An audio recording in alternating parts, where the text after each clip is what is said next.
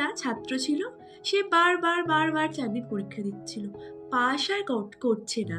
তখন তাদের আশেপাশের লোকজন, যেমন আমাদের আশেপাশের লোকজন বলে যে এই পরীক্ষা দিচ্ছিস, পাশ করছিস না, ওর দ্বারাই কিছু হবে না, ও তো মাথা মোটা, পারে না, বেকার, যা বাবার সাথে চাষের কাজে লেগে যা।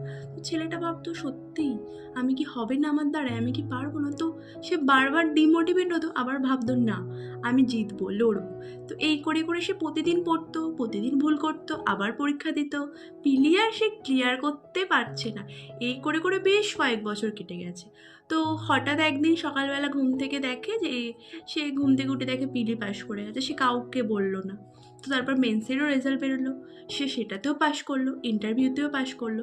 তারপর যখন তার পাড়ার লোকরা জানতে পারলো যে সে একটা সরকারি চাকরি পেয়েছে, তখন তার আশেপাশের লোকজন কি বলতে লাগলো জানো?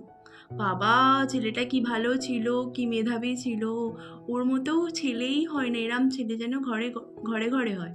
তো এর থেকে কি বোঝা গেল? তোমার দুঃসময় কেউ পাশে থাকবে না, তুমি একবার সাফল্য শিখরে পৌঁছে দাও, সবাই তোমার সুনাম করবে। তাই চেষ্টা চালাতে হবে।